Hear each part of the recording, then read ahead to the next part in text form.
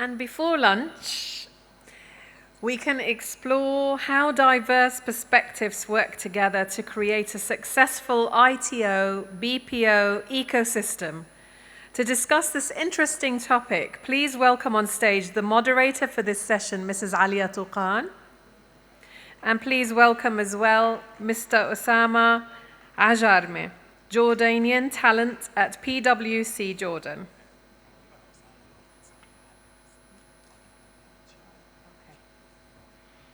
Well, we'll start first with our moderator, Mrs. Alia Toukan, on stage.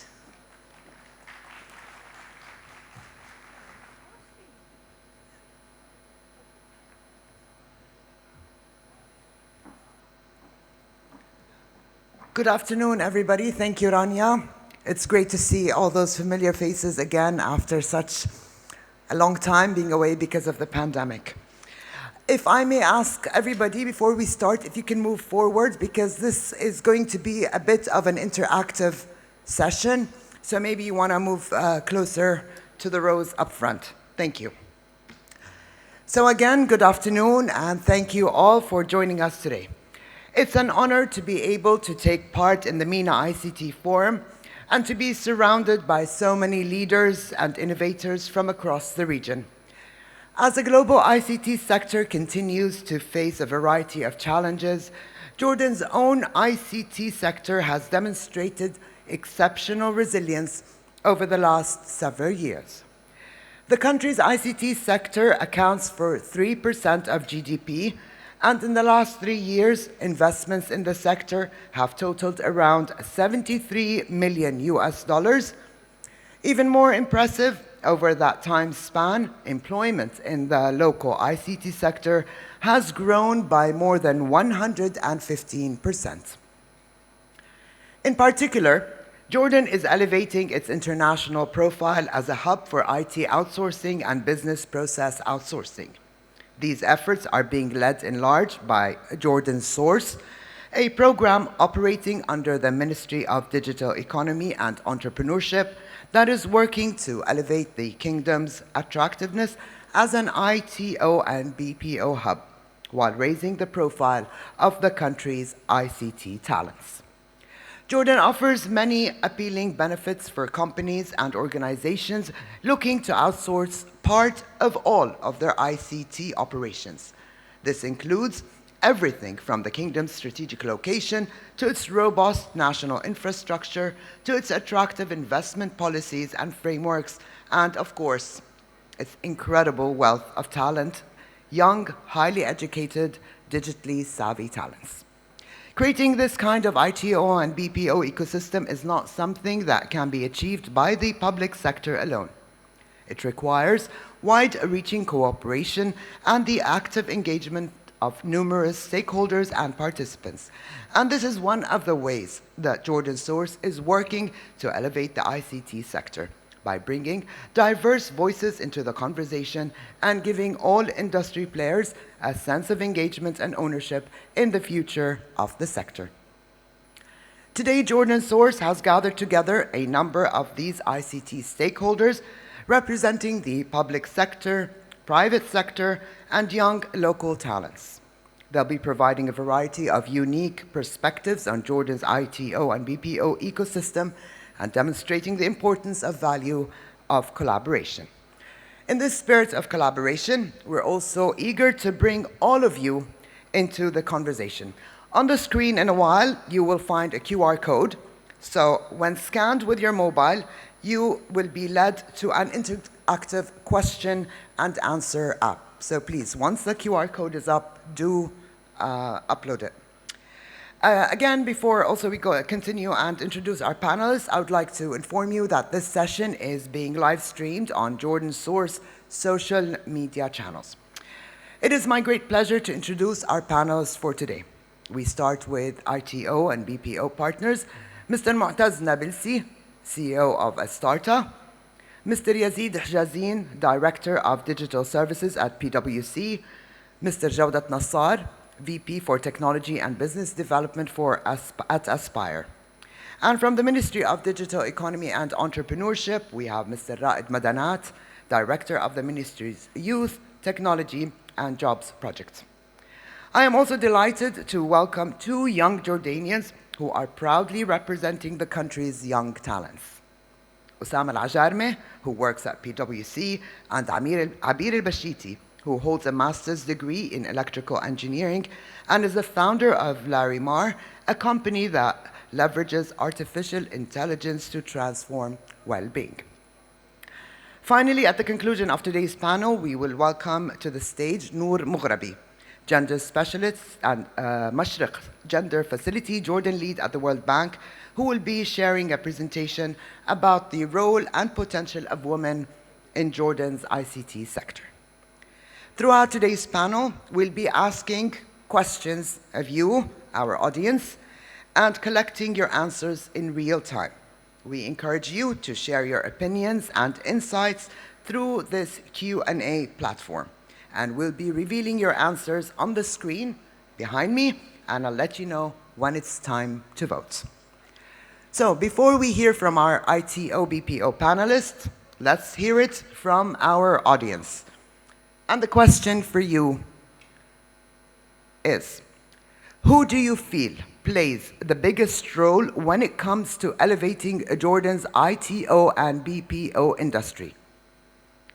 Local ITO and BPO companies, government entities, academic institutions, local youth and workforce talents. Please select the most relevant answer from your own perspective and experience.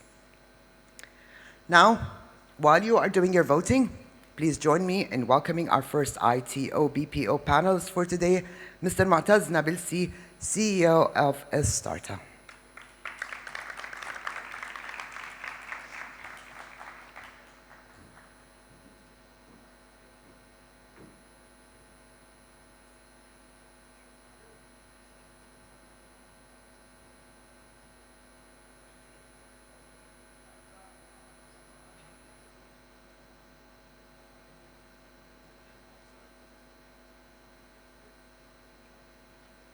Hello? Okay. So thank you, Mr. Mutaz, for joining us.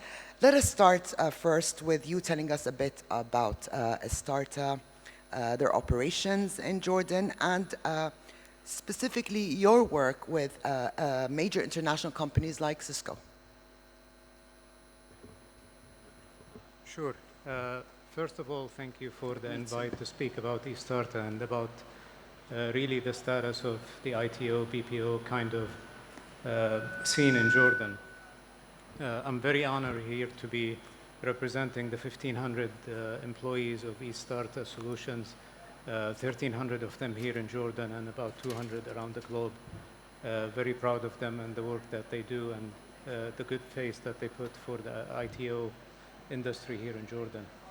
Our journey started in the world of ITO with Cisco about in 2004.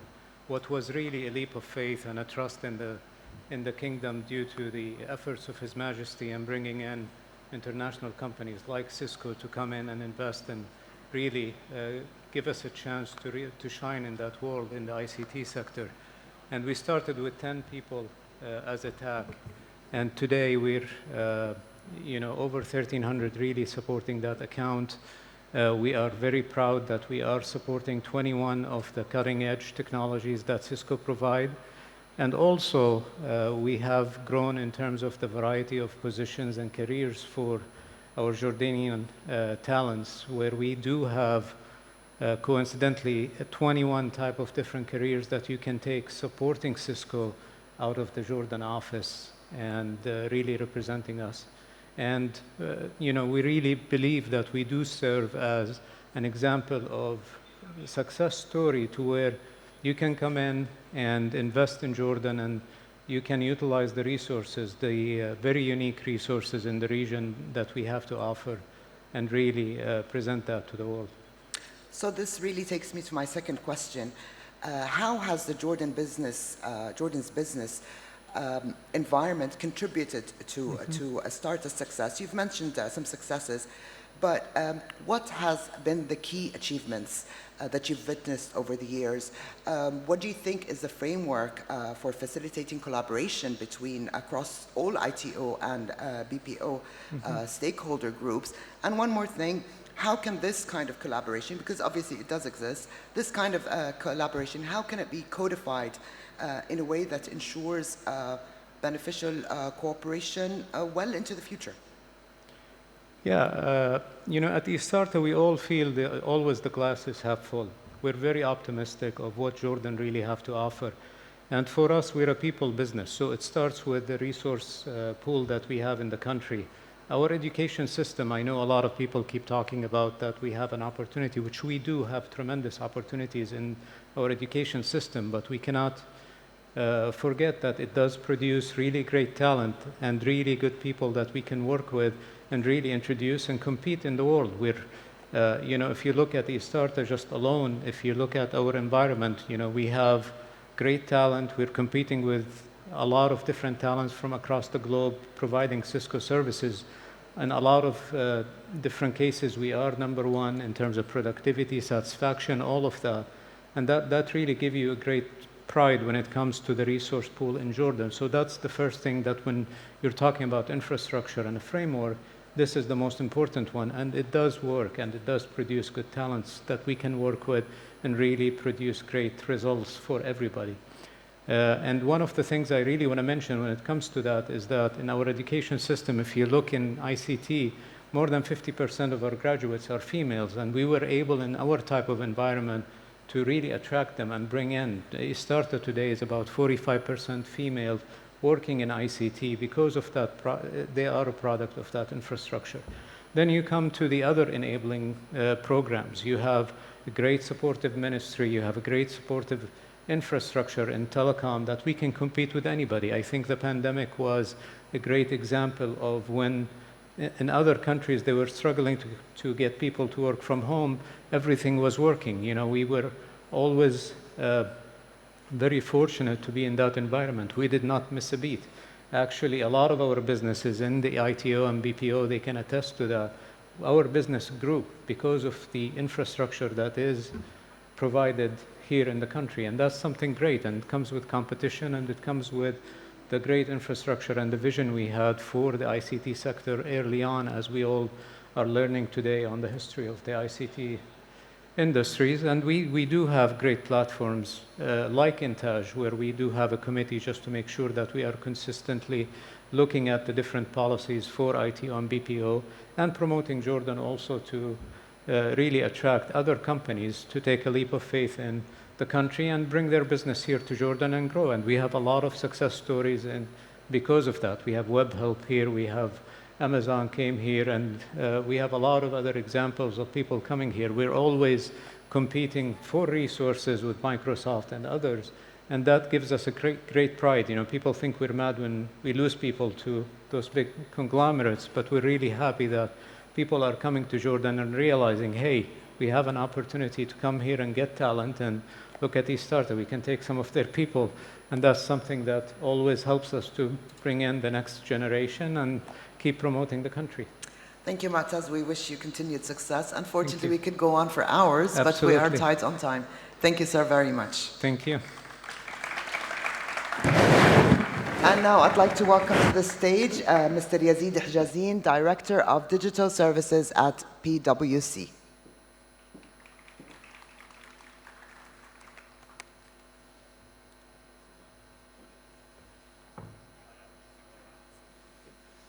Good afternoon.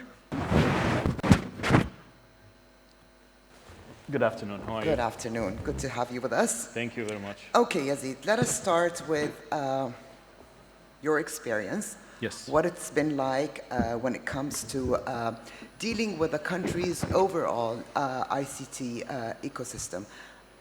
Like everything, there are strengths and weaknesses. Let us talk about the strengths of the local talent landscape, and what digital knowledge and skills would you like to see the graduates possess for them to move forward? Thank you, Alia. So I believe that Jordan is really standing in front of a golden opportunity when we talk about ITO and BPO. specifically, and that's because of different reasons, of course. First of all is the quality of talent that we have in Jordan. I'm a true advocate of the Jordanian talent, and I believe that we can do more of what we're doing at the moment. Second, of course, is the resilient infrastructure that the country has provided. And third, of course, is the diligent effort that has been done by different and relevant stakeholders, really to move this industry, and I call it industry to be honest, forward. So let's start about the ecosystem. So basically I'll start with, of course, the diligent effort that has been done by and led by Royal Vision, by Modi, of course, and the different entities working for Modi, like Jordan Source and DigiSkills, and all the things that they are doing on the ground, really, to provide the healthy environment to do this. Second, of course, is the resilient infrastructure provided by the country and the government. I need to say that 98% of the country is being covered by 4G nationwide fiber optics. And that has, helped us a lot to untap, to reach to the untapped skills that we have outside the capital. And this has been really showing very useful and showing to be very useful and fruitful to PwC. We have many successful stories, and Osama is one of the examples that we have for people living outside the capital, because I believe there is more outside Amman of talents that can, prove that they are there. Second, of course, which is important, is the competitive and stable business costs provided for investors, which is really encouraging them to do more investments in Jordan. On the academic side, of course, is our collaboration, continuous collaboration with universities, and I need to mention PSUT and HTU as an example.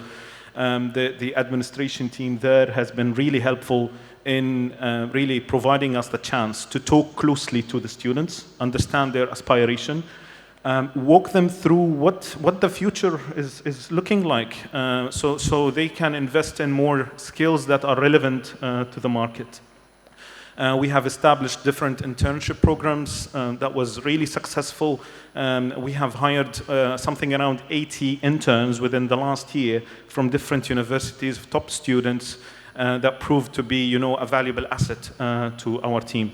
Now, going back to the last part of your question, which is what digital skills do we need? Honestly speaking, there are a lot of abundance of technologies and emerging technologies really coming into the picture, like blockchain, data science, machine learning, AI, and of course the business applications built on top low-code, no-code platforms. But for me, to be honest, and at PwC, what we're looking for is those candidates who have, the proactivity, the eagerness to learn, the professional communication, especially around English language, which is something that for any candidate to have will really pave the way for us to, somehow upskill them on those technologies, because it would be easier for them to, learn it quickly. And for PwC especially, we have really built two of the biggest delivery centers, one for the assurance practice and the other for the consulting service, which is providing digital skills. And it has been a very successful story so far. This is great to know. Now, you did mention the strength or what Jordan has to offer. But if we want to dig deeper in this and in the context of your work and the ICT sector as a whole, where do you feel that Jordan has the biggest opportunities for advancement? Again, what are the challenges that must be overcome? And how can the different stakeholders address those challenges? That's a very good question. And it's been apparent that Jordan has been receiving a lot of attention from different, investors, whether in the region, the Middle East region, or globally. And as our colleagues said before, many TSPs have been really establishing their hubs in Jordan. Many, big names are now, coming to Jordan for the talent. And this has been, although very healthy and competitive, but it has been, creating some sort of competition on experienced talent that we have. I believe that we need to work together from all different sectors together to find a plan for us really to utilize this in our benefit, because I believe that Jordan will be something, and there is no reason that we will not be able to be the next Silicon Valley in the Middle East. So from the challenges, of course, I need to say that one of the studies that has been released by Intaj is that 7,000 students in the technology sectors graduate every year. Only 3,000 of them get hired, and that's because of other soft skills and communication skills and whatever. But I believe that there is also more potential if we look at other non-technology related sectors, because I'm sure that there are many people who have been studying what they do not really want. So they have the chance really to upskill somehow from their main majors into something more digital skills. And I'm sure everyone knows that digital has been really penetrating in different sectors. And so for a graduate in finance, he can or she can upskill on digital and become a fintech specialist. The second thing is really from a government perspective is more flexibility in terms of work permits for foreigners, foreign SMEs. In order for us to upskill our people here in Jordan, we need to bring in the subject matter experts from outside, spend some time in Jordan in order for us to upskill our people, and then continue our outsourcing journey. So more flexibility in work permits and giving for those SMEs. Also, the most important thing is really a flexibility in the curriculum in our universities. This is something really important that we need to work together in order to make sure that it is easier for us to walk through the journey of what digital skills we want and talk to our universities really to somehow make their curriculum more relevant to the market. Thank you very much. Thank you, Alia. Best of luck. Been a pleasure. Thank you very much. Thank you very much. Last but not least, I would like to welcome Mr. Jawdat Nassar, VP for Technology and Business Development at Aspire.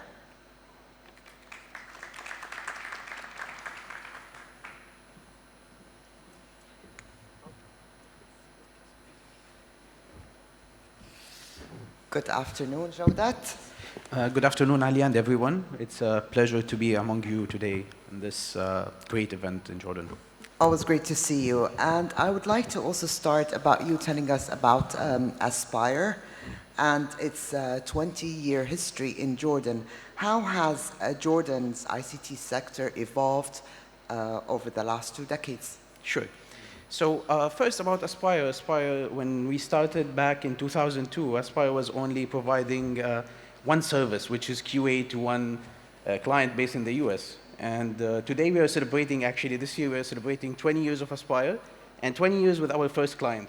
So this shows how the commitment of people and culture in Jordan actually helped us in not just getting clients, but retaining everyone. Back to where is Aspire today, how we evolved. So when we started, as I mentioned, it was like 4 people providing QA services to one US client. Since then... 4 people? 4 people. Okay. So back in 2002, if you go to Aspire website or the team, you'll find 4 people. One of them is the founding director, which was also doing work himself in it. And there's an interesting story behind that. Maybe I'll go tap into it quickly. He's coming from India to establish outsourcing services in Jordan. So he's coming from the land of outsourcing of technology to establish in Jordan. And this is a very interesting story and case study on how Jordan is really a good place to start a business for outsourcing. Aspire today has more than 450 tickets, serving more than 30 global clients. Several of them have multi-billion dollar market cap, serving hundreds of millions of users. So I'm pretty sure you have read Harry Potter, or if you are watching Copa America, or if you have been searching on a company on Glassdoor. You might not know that Aspire is a partner for these companies, helping in helping in their digital transformation to provide these services to hundreds of millions of users, including the people in Jordan. To the second part of the question is how Jordan ICT sector has changed. Actually, it has changed a lot over the past 3 years, and in 3 pillars: people, process, infrastructure. So when we talk about people, people has changed in the tech industry a lot because of the way now the work is done. So now in Aspire, we have around 70% of our people are remote working. So this, we would never imagine something like this 5, 6 years back. The way that you attract and retain people, so it's totally different. So now it's not about the basic thing, compensation, environment, etc. The new generation are motivated by being part of your bigger plans, being part of your moonshots, and also by the technology that you provide and the challenging work that you're providing them, and their ability to learn and unlearn.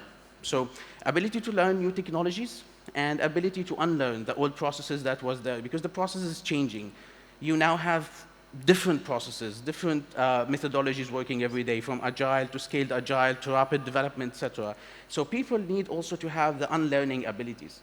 And I remember 5 or 7 years back, knowing the business of your client was a very important factor in you and your evaluation as an employee or human resource. But now, this is not the case. People need to unlearn the old business with direct contact with the market. You get progressive feedback. You change your system now it's actually every month you're changing part of the business. The last part is the infrastructure, and over the past 20 years, many things changed: the security, moving to cloud, and all this stuff. So as an ITO provider, what are the most important factors for an ITO, BPO ecosystem to be supportive and successful?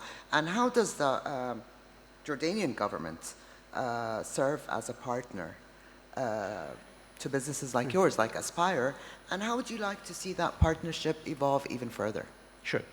So the first thing, as I stated earlier, human capital in Jordan is one of the main pillars that help us in ITO industry to grow.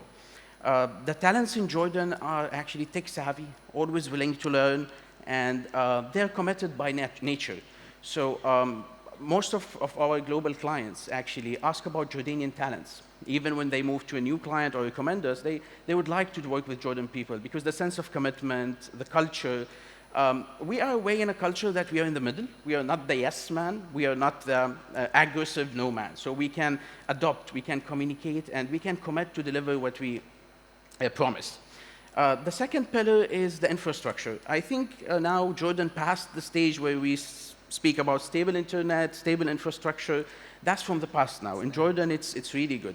What's going on in the infrastructure side in Jordan is now we are introducing new security policies. We're introducing new cloud policies in Jordan to actually be more advanced and to support the world. So now, with our new security policies, the world will actually have more trust in outsourcing to Jordan because you have established policies and infrastructure. And the last part is the government. We have seen a lot of changes in the government, many forward-looking programs, and over the past 5 years, there was a leapfrog in the governmental program, because you would see now in the government stuff, many young people are actually interacting with the companies. They are asking the companies how we can do this. And this led actually to many programs, from the finding the opportunity, which is something that's a little bit new when we're speaking about finding the opportunities for the Jordanian companies. The second thing, help in scaling the talents by providing training, upskilling, and hiring systems. So these programs actually have helped us a lot in upskilling our resources and scaling our services. And the last part, which actually was mentioned in the previous slide, is the environment that's created by Jordan. So Jordan has 0 sales tax on IT services. Also, we have double taxation treaty with 37 countries. Full ownership for foreigners, which is something that help in bringing other communities and big tech companies to come and operate from Jordan. Well, this is great, and we hope for more incentives. Jawdat, it's always great to see you. Thank you so much. Thank you. Thank you. It's a pleasure. Thank you. And now we move to the government. Our government representative for today, Mr. Raed Madanat, Youth Technology and Jobs Project Director from the Ministry of Digital Economy and Entrepreneurship.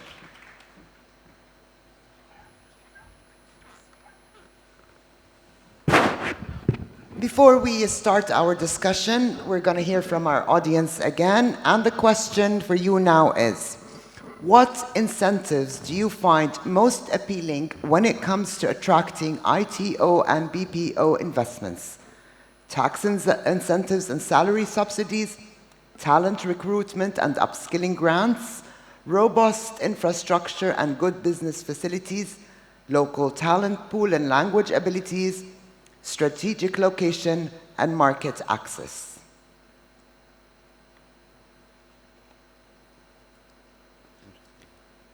Maybe Raed, you'd be interested to see the results, I'm right? looking at them. Can you see them? Yeah.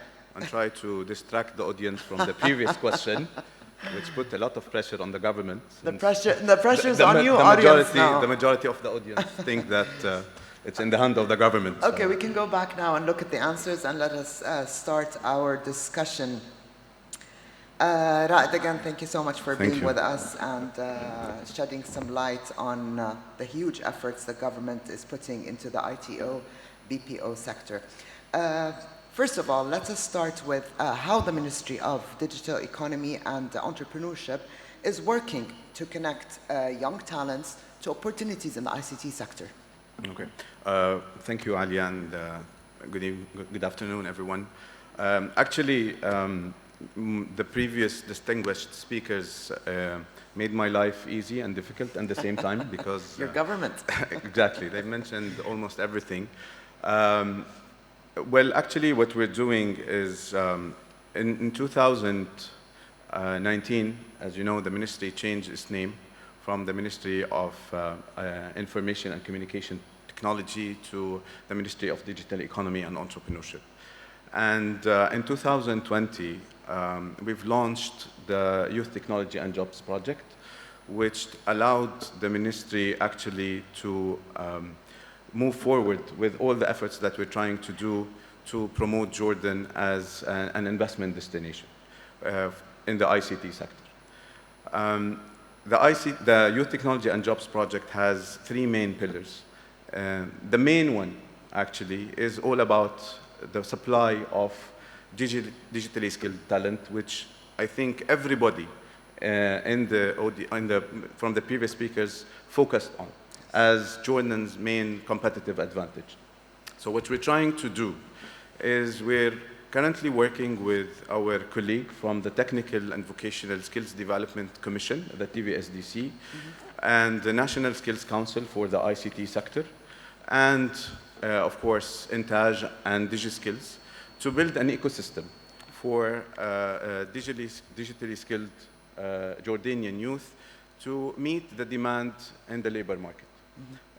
We're going to invest around $22 million in training around 15,000 Jordanian, and by training, I mean training from scratch, upskilling or reskilling, because again, the beauty of the ICT is that you can be a mathematician, and if you take a course, a reskilling course, you become a data science or an AI specialist, etc. So we're doing that, and we're doing that, as Jawdat mentioned previously, with a listening ear to the private sector. We want the private sector to lead. As a government, we know that we don't know as much as the private sector knows. So we're listening to the private sector. We're letting the private sector lead the way when it comes to training and capacity building. We're also working with universities and the technical vocational training centers to build a sustainable long-term programs to be able to produce quality talent in the long term as well. So this is what we're trying to do in terms of supplying talents for the private sector, specifically for the ITO and BPO industry. So basically, could we say that you are focused, or the government is focused on so intently on the ITO and the BPO market because of the lucrative what is so lucrative about this industry? Now, he said everything changes. Maybe today is not like tomorrow, not like, it keeps changing. So what is lucrative about this industry? And again, what are, if you narrow them down, Jordan's key advantages in this field? Sure. Again, it's, Jordan's main challenge is unemployment. And so we need to focus on sectors that has the ability to create jobs quickly. And one of these sectors is the ITO BPO. And to share some numbers from a survey that we fielded mid of this year, we've discovered that this sector grew, actually it doubled in terms of employment from 2019 till 2021, and taking into consideration that there was around 2 years that we had a pandemic. Sure. But this sector was also growing. In 2019, and this survey actually targeted only 15 companies, the big ones, Estarta, Aspire, and WebHelp are among them, and others as well. They were employing around 5,000 employees. Now they are employing around 11,000 in just 4 years. And these are the results till the end of 2021. So this is why this sector is very lucrative to us. And it's an added value sector to the economy of Jordan. Jordanians love to work in this sector as well. It's not like any other sector. So basically, this is why we're focusing on it as a ministry and as the YTJ. What I think is Jordan's most competitive advantage is definitely the talent that we have, our strategic location in the heart of the Middle East, and that we serve around 400 million Arabic-speaking customers. In addition to, again, our infrastructure, the time zone that we have, but definitely the talent is our most competitive advantage. So this is all groundwork for attracting investment. Yes. So how is the Jordanian government working to attract ITO and BPO investments, and how can these be efforts in terms of cooperation with the private sector? How are you doing it? Okay, so basically, I'm going to go back to Ms. Olga's presentation, and when she said that whenever she comes to Jordan, she's intrigued by, the talent, the ecosystem, the culture, etc. However, Jordan is unknown when it comes to the ITO, BPO sector, if we want to compare ourselves to other major players globally. Players like India, of course, India is a market leader, but Eastern Europe is well known. When it comes to the region, Egypt is one of the main go-to destinations when it comes to ITO and BPO. So we wanted to change that. And we started a program called the Jordan Source. Of course, this program started as a vision of His Royal Highness, the Crown Prince. And it was handed to the Ministry of Digital Economy to lead on it. Mm-hmm. We're now building a team of people who are mandated to go and promote Jordan outside. We have also hired an international PR and communication company with us to help us with that, because again, we as a government, we don't have the experience. We've established a task force with the support, in collaboration with Intaj, from representatives from the sector, so they can help us with the planning of our activities. And again, we've started to see the impact of that today. Again, the previous speakers, the way they mentioned about their growth, their successes, is a proof that I hope we're doing a good job in that. And also we're being approached by several international companies now that heard about Jordan and they want to open in Jordan. And hopefully soon you will hear good news about new companies coming and investing and hiring Jordanians. Inshallah. Thank you so much, Raed. Maybe before you step down, do you want to take a look at the results, if you have a comment? Okay. So, the majority thinks that tax incentives and salary subsidies is I most think, appealing? And this is, if I may add, as Jawdat mentioned, Jordan has an advantage, which is the tax incentives. You know, if you're an international company and you're exporting your services, you're exempted from income tax and also from sales tax. And this is unique, actually, to Jordan. And Modi actually provides several programs that provides salary subsidies to the ITO and BPO companies, subsidizing 50% to 100% of the salaries for 6 months or 1 year, depending on the program that they are applying for. Raed, again, thank you so Thank you much, so and much. best of luck. Thanks. Thank you. I am now delighted to welcome two of our local ICT talents, Osama Ajarmeh, who is currently an employee at PwC, and Abeer Albashiti, an entrepreneur who is using AI in her startup, Larimar.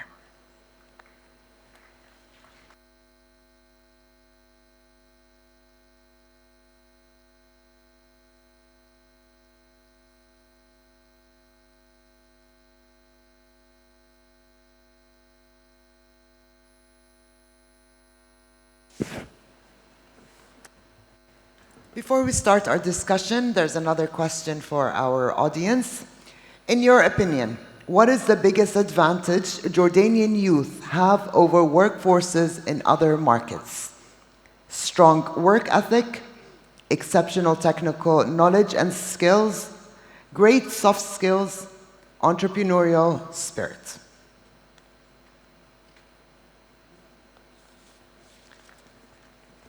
Okay, Osama. Good to see you. Good to see you too. Let us begin with what ignited your interest in the ICT sector, and how did you end up pursuing an education in ICT, and has your education supported your career? Well, first of all, I'd like to thank you all for giving me this marvelous opportunity. Surprisingly, I don't have a degree in technology from the university, okay. And that's because I live by a quotation. I'll say it at the end of the discussion. Please don't kick me out from here. But you mentioned two important things. The first thing is interest and ignition. Interest is derived by ambition, and I had that ambition for technology. I love technology, surrounded by technology, and ignition, which is the opportunity. Here it comes PwC's parts of my life. To start, we had the new strategy, which is PwC New Equation. And it's building a community of solvers, human-led, but tech-powered. From that sense, they focused on the learning and development. And in that learning and development, I started my journey with ICT. I started with a program called Data Booster, then moving towards the digital accelerator, being a specialist in robotic process automation, all of this kind of tech stuff, high-end.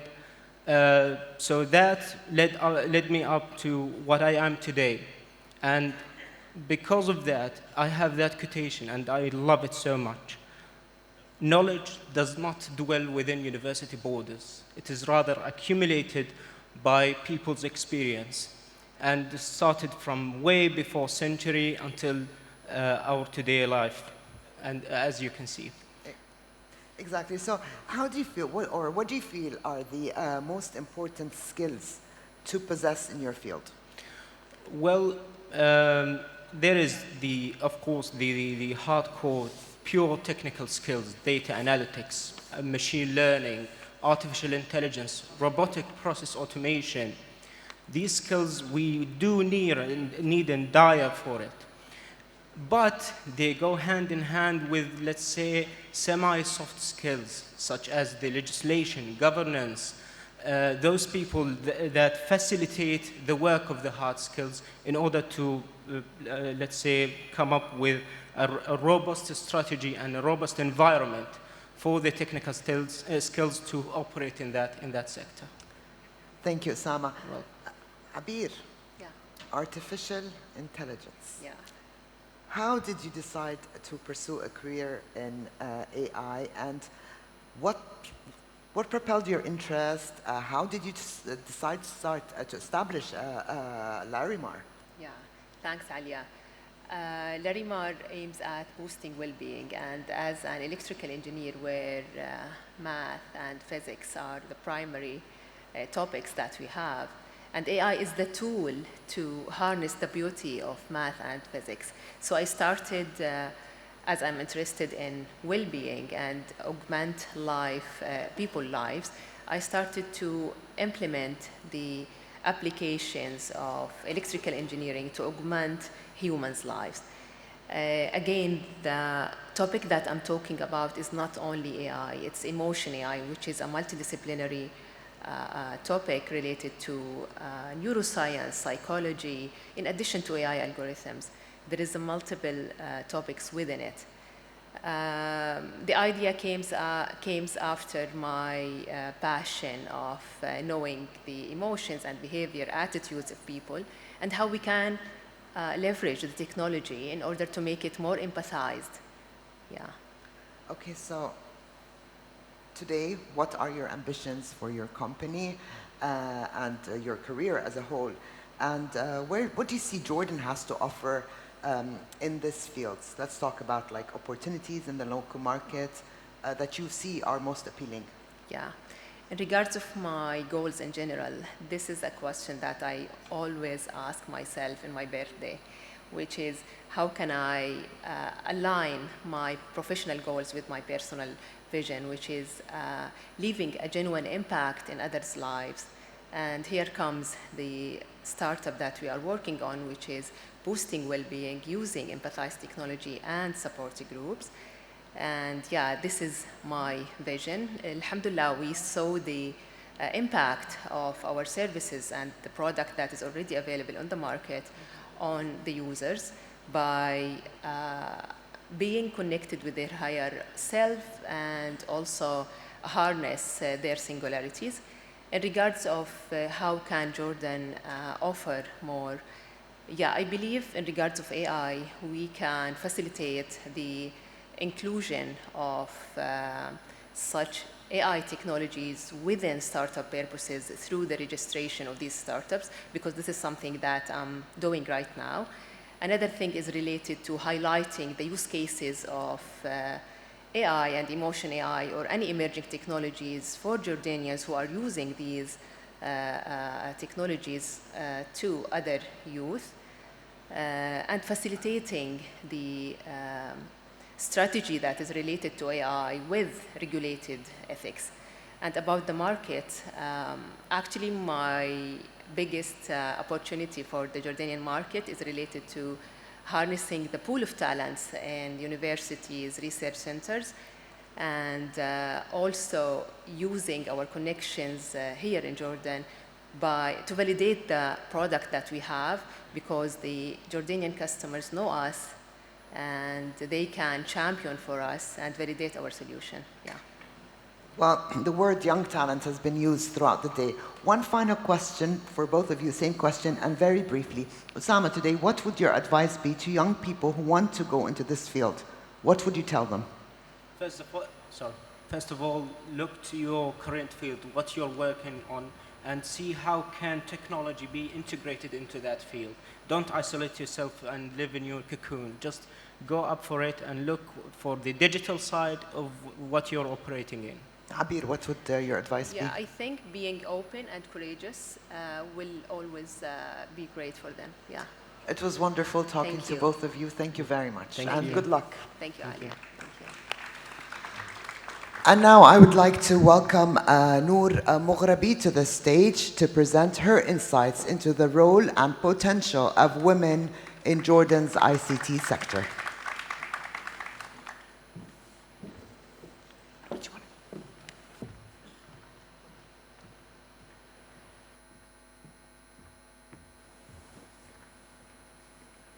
Thank you so much, Alia. I'm hoping to say things that will last today. Ladies and gentlemen, esteemed audience, dear friends. It's my pleasure to be here with all of you today to talk about improving economic opportunities for women, especially in the business process outsourcing sector. From the lowest point on earth today, I share with you that Jordan has one of the lowest female labor force participation rates in the world. Only 14 out of 100 women are actually working or looking for a job in Jordan. We at the World Bank Mashriq Gender Facility believe that gender equality is smart economics, contributing to poverty reduction, strengthening resilience, and boosting shared prosperity. We believe that the BPO sector, for many reasons, has the potential and reasons to change the situation for many Jordanian women.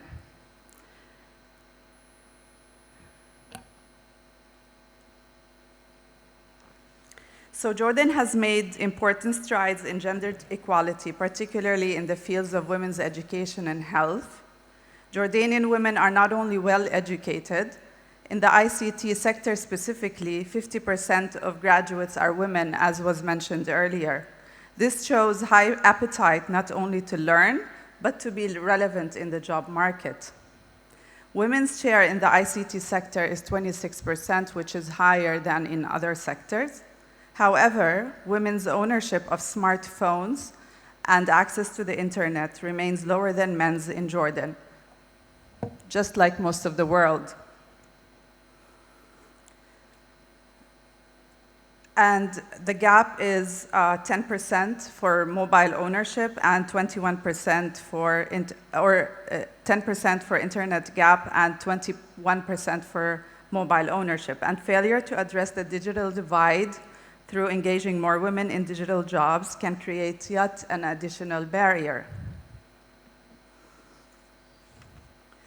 Furthermore, our findings in the World Bank Mashriq Gender Facility show that employment opportunities available to Jordanian women are shaped by geographical factors, with private sector employment in the country concentrated in its central regions. This, coupled with weak public transportation services, has contributed to migration and resettlement in urban areas, especially amongst young men who seek to find employment opportunities.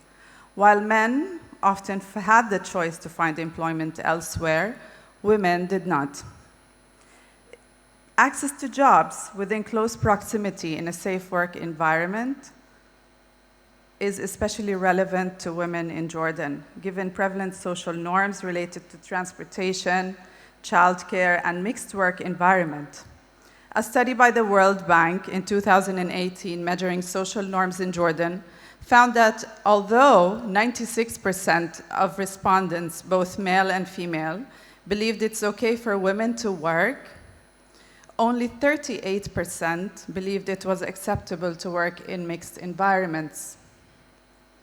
And only 26% thought it is acceptable to work until 5 p.m.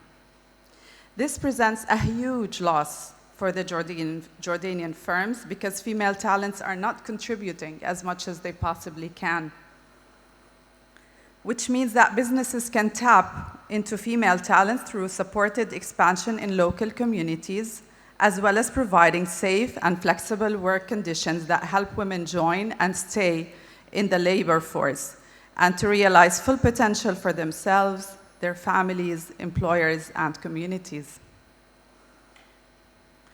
In addition to national growth projections of the sector, the State of the Mashriq Women Report highlights its potential to attract women workers as in other regions, where 30% of BPO employees in India and 55% in the Philippines are women.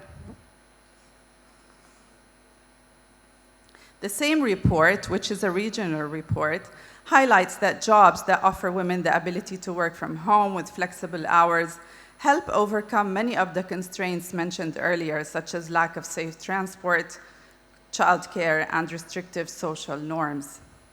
This applies to both young women, who are more likely than older women to already have the skills to participate in the digital economy,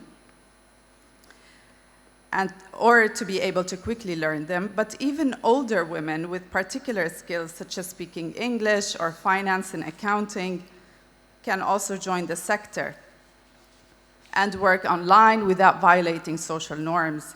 Moreover, digital jobs are open not only to the highest educated, but also to those with more basic educational levels, because some activities do not require specific or significant professionalization. Fortunately, there are several examples of evidence in Jordan on successful BPO companies that have invested in diversity and inclusion.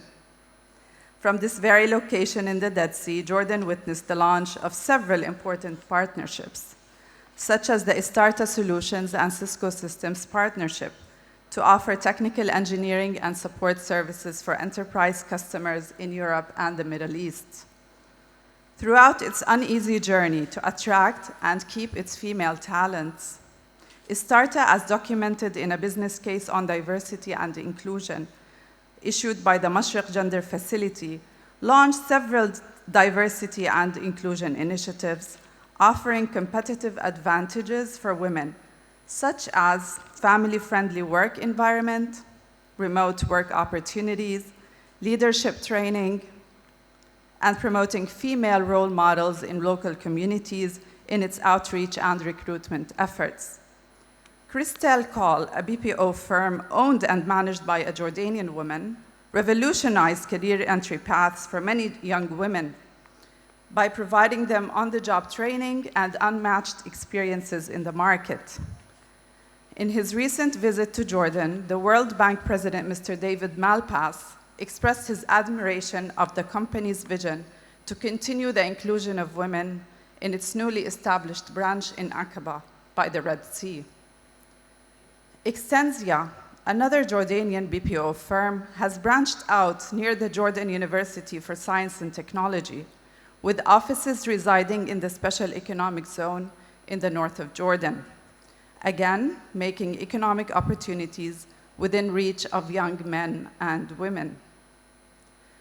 The government of Jordan, as mentioned by our colleague Raed earlier, engages with the private sector through multiple government agencies, such as the Ministry of Labor, the Ministry of Investment, and the Ministry of Digital Economy and Entrepreneurship, and with continued support and assistance of Intaj, to offer a bundle of support and incentives including capital expenditure, wage subsidies, and training programs, available for both Jordanian and foreign investors, especially if they hire women. Examples of successful BPO firms in Jordan provide a basis for two things. Jordanian women can fit well and bring value in the BPO sector, and that branching out to local communities is smart growth strategy. We hope that the MENA ICT Forum this year presents opportunities for additional investments and partnerships with women's employment at its core. Thank you so much.